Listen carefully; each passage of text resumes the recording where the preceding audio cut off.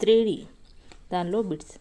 పొడవు L, వెడల్పు B, ఎత్తు H అనే 3 మితులను కలిగిన వస్తువులను త్రిమితీయ వస్తువులు అంటారు లేక ఘన వస్తువులు అంటారు.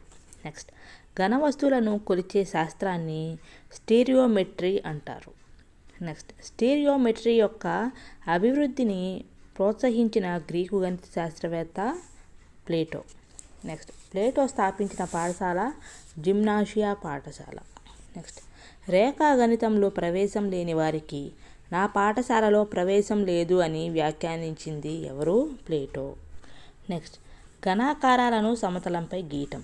Drawing solids on a flat surface. దానిలో ఒక ఘనాకారాన్ని దీనిపై గీసినప్పుడు విరూపం చెంది త్రిమితీయ ఆకారాన్ని పొందినది. ఇది కేవలం దృశ్య భ్రాంతి మాత్రమే. ఇక్కడ మనం ఒక త్రిమితీయ ఆకారాన్ని ఒక సమతలంపై గీయడానికి 2 పద్ధతులను ఉపయోగిస్తాం. ఆ 2 పద్ధతుల్లో ఒకటి ఏటవాలు రేఖా చిత్రాలు. దీన్నే ఆబ్లిక్ స్కెచెస్ అంటారు. అంటే ఒక ఘనంలో అన్ని అంచుల పొడవులు ఘనాకృతుల దృశ్యీకరణ సమానం కాదు. అయినా దీనిని చూడగానే మనం ఒక ఘనం అని గుర్తుపడతాం. ఇటువంటి పటాలనే ఏటవాలు రేఖా చిత్రాలు అంటారు. మొదట గళ్ళ కాగితాలపై వీటిని సాధన చేస్తే తర్వాత తెల్ల కాగితాలపై కూడా సులభంగా గీయవచ్చు. ఏటవాలు చిత్రంలో ఫ్రంట్ వ్యూ బాగా కనిపించేటట్లు గీయడానికి ఏటవాలు పద్ధతి యూజ్ చేస్తారు.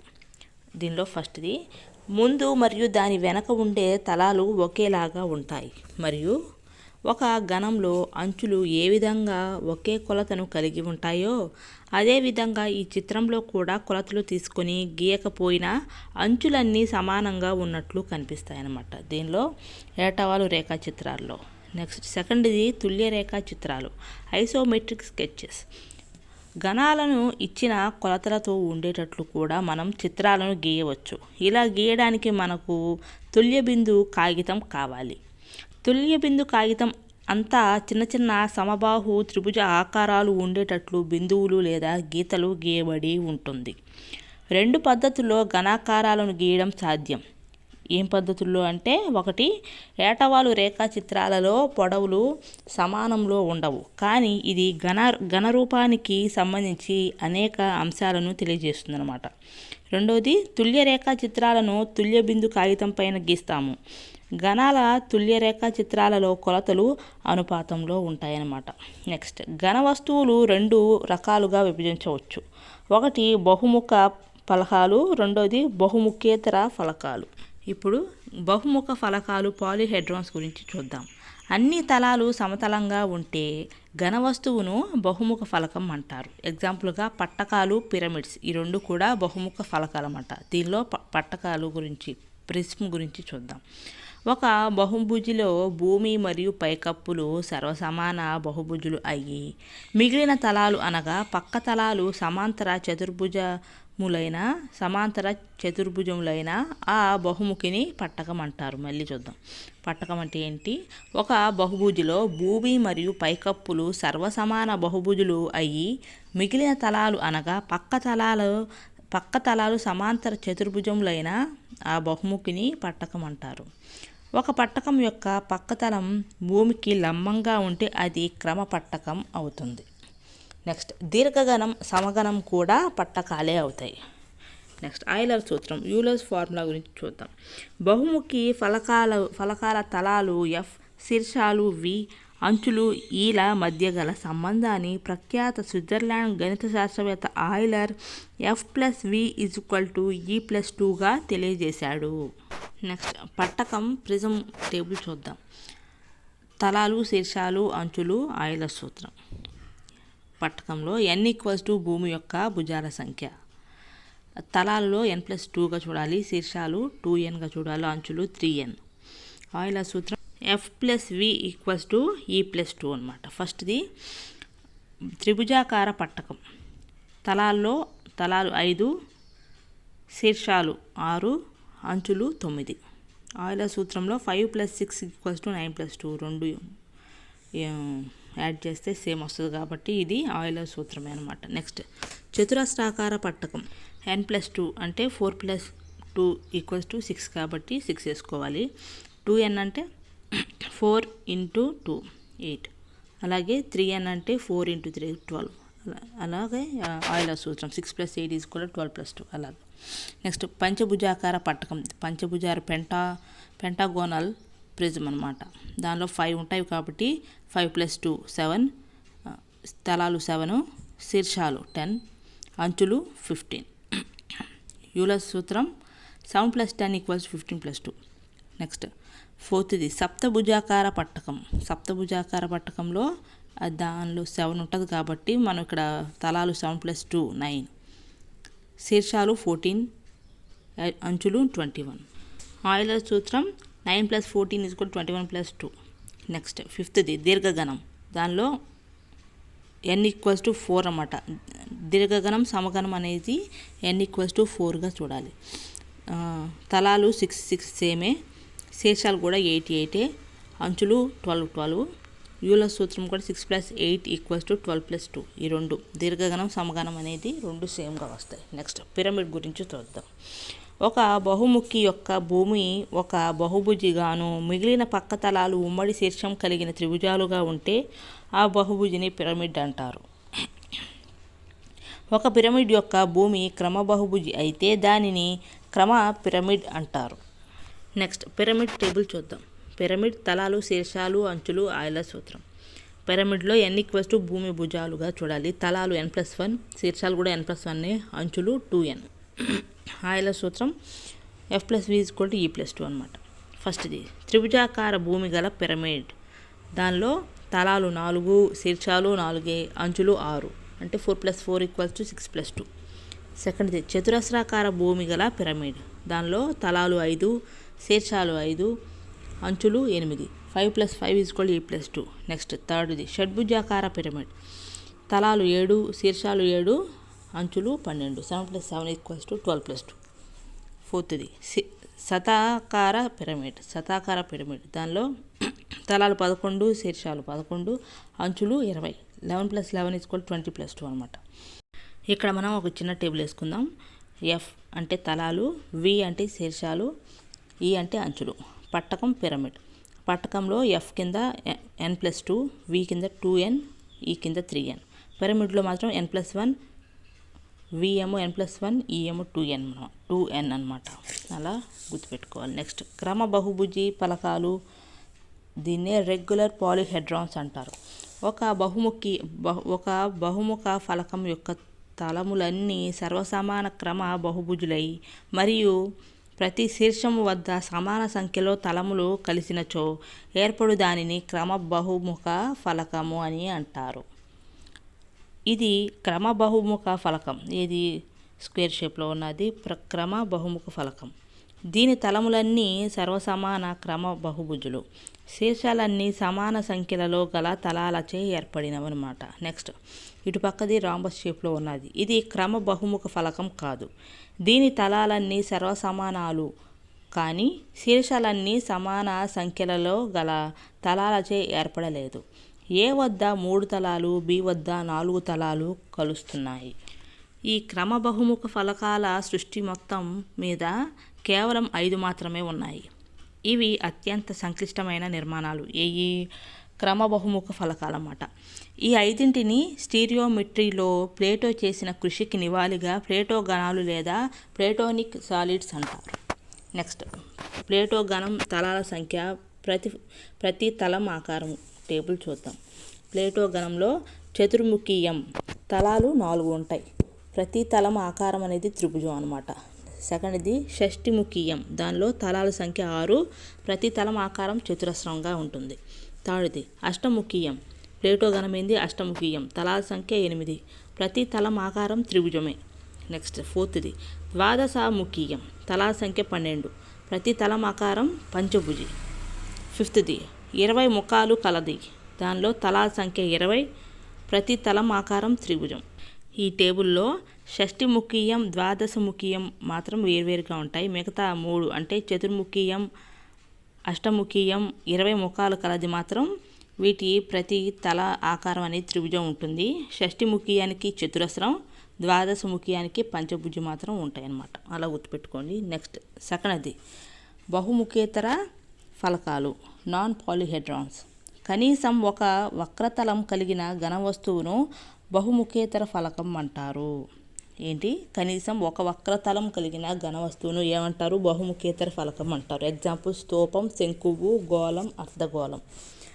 దానిలో ఫస్ట్ స్తూపం, సిలిండర్ గురించి చూద్దాం. ప్రక్కతలం వక్రతలంగా ఉంటూ చివరలు రెండు సర్వసమాన వృత్తాకార సమతలాలుగా ఉండే జ్యామితీయ ఆకారమే స్తూపం. స్తూపం యొక్క రెండు వృత్త కేంద్రాలను కలుపుతూ గీయబడిన ఊహాత్మక రేఖను అక్షం అంటారు. స్తూపం యొక్క అక్షం భూ వ్యాసార్థానికి లంబంగా ఉంటే అది క్రమవృత్తాకార స్తూపం అవుతుంది. స్తూపానికి రెండు అంచులు కలవు కానీ శీర్షాలు ఉండవు. నెక్స్ట్ రెండవది శంకువు, కోన్. ప్రక్కతలం వక్రతలంగా ఉంటూ ఒక చివర శీర్షం మరొక చివర వృత్తాకార సమతలాన్ని కలిగిన జ్యామితీయ ఆకారమే శంకువు అవుతుంది. ఒక శంకువు యొక్క ఎత్తు భూకేంద్రం గుండా పోతే అది క్రమశంకువు. శీర్షం కలిగిన ఏకైక బహుముఖేతర ఫలకం ఏంటంటే శంకువే. శంకువుకు ఒక అంచు కలదు. నెక్స్ట్ థర్డ్ది గోళం, స్పియర్. సమతలంపై స్థిర బిందువు నుండి సమాన దూరంలో ప్రయాణించే బిందువుల సముదాయం వృత్తం అగును.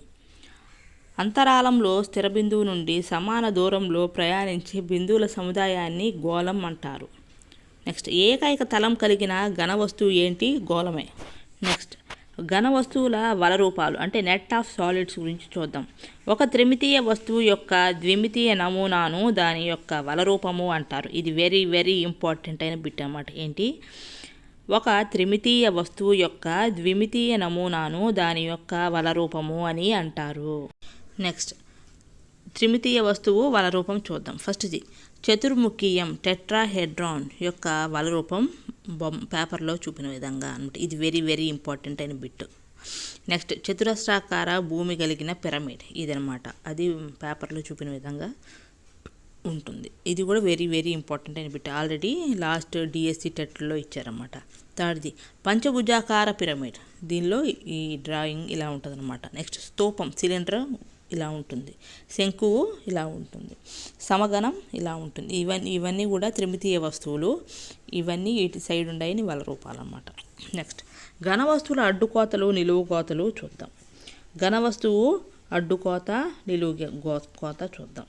పట్టకం యొక్క అడ్డుకోత భూమి, నిలువు కోత ఏమో దీర్ఘచతురస్రం అనమాట. పిరమిడ్ యొక్క అడ్డుకోత భూమి, నిలువు కోత త్రిభుజం. నెక్స్ట్ స్తూపం యొక్క అడ్డుకోత వృత్తము, నిలువు కోత దీర్ఘచతురస్రం. శంకు యొక్క అడ్డుకోత వృత్తము, నిలువు కోత త్రిభుజం. అంటే త్రిభుజం భూమికి లంబంగా కోస్తే త్రిభుజం అవుతుంది అన్నమాట. నెక్స్ట్ గోళం అనేది అడ్డుకోత వృత్తం, నిలువు కోత వృత్తము. Next lesson కాంగ్రుయెన్సీ. ఇది 7th 9th క్లాసెస్లో ఉన్నాయి బిట్స్ చూద్దాం. ఒకే ఆకారం, ఒకే పరిమాణం కలిగిన రెండు పటాలు సర్వసమానాలు. ఎగ్జాంపుల్ ఎడమ చేతి గాజు, కుడి చేతి గాజు. ఏంటి? కాంగ్రుయెన్సీ సర్వసమానత్వం లెసన్ పేరు. దానిలో ఫస్ట్ పెట్టింది ఒకే ఆకారం, ఒకే పరిమాణం కలిగిన రెండు పటాలు సర్వసమానాలు. ఎగ్జాంపుల్ ఎడమ చేతి గాజు, కుడి చేతి గాజు. నెక్స్ట్ ఒకే పొడవు గల రెండు రేఖాఖండాలు సర్వసమానం. ఒకే కొలత గల రెండు కోణాలు కూడా సర్వసమానమే. నెక్స్ట్ ఒకే భుజం కలిగిన రెండు సమబాహు త్రిభుజాలు సర్వసమానం. ఒకే భుజం కలిగిన రెండు చతురస్రాలు కూడా సర్వసమానమే. అలాగే ఒకే వ్యాసార్థం కలిగిన రెండు వృత్తాలు కూడా సర్వసమానమే. అంటే ఇక్కడ ఒకే పొడవు గల రెండు రేఖాఖండాలు, అలాగే ఒకే కొలత గల రెండు కోణాలు, అలాగే ఒకే భుజం కలిగిన రెండు సమబాహు త్రిభుజాలు, అలాగే ఒకే భుజం కలిగిన రెండు చతురస్రాలు, అలాగే ఒకే వ్యాసార్థం కలిగిన రెండు వృత్తాలు, ఇవన్నీ కూడా సర్వసమానం. నెక్స్ట్ లెసన్ కన్స్ట్రక్షన్స్, నిర్మాణాల గురించి చూద్దాం. రేఖాఖండాలను నిర్మించడానికి, పొడవులను కొలవడానికి ఉపయోగించే జ్యామితీయ పరికరాలు ఏంటి? స్కేలు, విభాగిని. నెక్స్ట్ కోణాలను కొలవడానికి, నిర్మించడానికి ఉపయోగించే జ్యామితీయ పరికరాలు కోణమానిని, వృత్తలేఖిని. నెక్స్ట్ మూలమట్టాలను ఉపయోగించి సమాంతర రేఖలు, లంబరేఖలు గీయవచ్చు. మూలమట్టాలు 2 ఉంటాయి. అవేంటి? 1 30 degrees, 60 degrees, 90 degrees. రెండవది 45 degrees, 45 degrees, 90 degrees. ఇవన్నీ కూడా మూలమట్టాలన్నమాట. నెక్స్ట్ ఒక త్రిభుజమును నిర్మించడానికి 3 స్వతంత్ర కొలతలు కావాలి. నెక్స్ట్ ఒక త్రిభుజాన్ని క్రింది సందర్భాల్లో నిర్మించవచ్చు. ఎలా నిర్మించవచ్చు అంటే ఫస్ట్ పాయింట్, 3 భుజాల కొలతలు ఇచ్చినప్పుడు అంటే ఎస్ఎస్ఎస్ 3 భుజాల కొలతలు ఇచ్చినప్పుడు త్రిభుజాన్ని నిర్మించవచ్చు. నెక్స్ట్ రెండోది, 2 భుజాలు వాటి మధ్య కోణం కొలత ఇచ్చినప్పుడు అంటే ఎస్ఏఎస్. నెక్స్ట్ థర్డ్ది, 2 కోణాలు వాటి మధ్య భుజం ఇచ్చినప్పుడు అంటే ఏఎస్ఏ. ఫోర్త్ది, ఒక లంబకోణ త్రిభుజంలో కర్ణం మరియు ఒక భుజం కొలత ఇచ్చినప్పుడు అంటే ఆర్హెచ్ఎస్. నెక్స్ట్ ఫిఫ్త్ది, 2 భుజాలు వాటి మధ్యలో లేని కోణం కొలత ఇచ్చినప్పుడు అంటే ఎస్ఎస్ఏ అన్నమాట. ఈ 5 రూపాల్లో ఇచ్చినప్పుడు మనం త్రిభుజాన్ని నిర్మించవచ్చు. నెక్స్ట్ టేబుల్ త్రిభుజం స్వతంత్ర కొలతల సంఖ్య అన్నమాట. ఫస్ట్ది, విషమబాహు త్రిభుజంలో 3 స్వతంత్ర కొలతలు ఉంటాయి. రెండవది, లంబకోణ త్రిభుజం లేదా సమద్విబాహు త్రిభుజంలో 2 స్వతంత్ర కొలతలు ఉంటాయి. థర్డ్ది, లంబకోణ సమద్విబాహు త్రిభుజం లేదా సమబాహు త్రిభుజంలో 1 స్వతంత్ర కొలత సంఖ్య ఉంటుంది. నెక్స్ట్ చతుర్భుజం నిర్మించడానికి కావలసిన స్వతంత్ర కొలతల సంఖ్య 5. నెక్స్ట్ చతుర్భుజాలు ఏకైకంగా నిర్మించడానికి మనం వాడే కొలతలు ఏంటంటే 1, 4 భుజాల పొడవులు 1 కోణం కొలత ఇచ్చినప్పుడు అంటే ఎస్ఎస్ఎస్ఎస్ ఏ అన్నమాట. సెకండ్ది, 4 భుజాల పొడవులు 1 కర్ణం కొలత ఇచ్చినప్పుడు అంటే ఎస్ఎస్ఎస్ఎస్ డి అన్నమాట. నెక్స్ట్ థర్డ్ది, 3 భుజాల పొడవులు 3 భుజాల పొడవులు మరియు 2 కర్ణాలు ఇచ్చినప్పుడు అంటే ఎస్ఎస్ఎస్ డిడి ఇచ్చినప్పుడు అన్నమాట. ఫోర్త్ది, 2 ఆసన్న భుజాల పొడవులు మరియు 3 కోణాల కొలతలు ఇచ్చినప్పుడు అంటే ఎస్ఏఎస్ఏఏ ఇచ్చినప్పుడు అన్నమాట. నెక్స్ట్ ఫిఫ్త్ది, 3 భుజాలు మరియు 2 ఉమ్మడి కోణాల కొలతలు ఇచ్చినప్పుడు అంటే ఎస్ఏఎస్ఏఎస్. ఈ 5 రూపాల్లో ఇచ్చినప్పుడు మాత్రమే మనం చతుర్భుజాలను నిర్మించవచ్చు. నెక్స్ట్ చతుర్భుజం స్వతంత్ర కొలతల సంఖ్య టేబుల్ చూద్దాం. చతుర్భుజానికి 5 స్వతంత్ర కొలతల సంఖ్య అనేది ఉంటుంది. ట్రెపీజియంకి 4 సంఖ్య ఉంటుంది. థర్డ్ది, సమద్విబాహు సమలంబ త్రిభుజం అయినా లేదా సమాంతర చతుర్భుజం అయినా లేదా గాలిపటం అయినా ఈ 3లో ఏదైనా కూడా వీటి స్వతంత్ర కొలతల సంఖ్య 3 అన్నమాట. ఫోర్త్ది, దీర్ఘ చతురస్రం లేదా రాంబస్కి స్వతంత్ర కొలతల సంఖ్య 2. ఫిఫ్త్ది, చతురస్రానికి స్వతంత్ర కొలతల సంఖ్య 1 అన్నమాట. ఈ వీడియోతో మ్యాథ్స్ ఫార్ములాస్ అన్నీ కంప్లీట్ అయినాయి.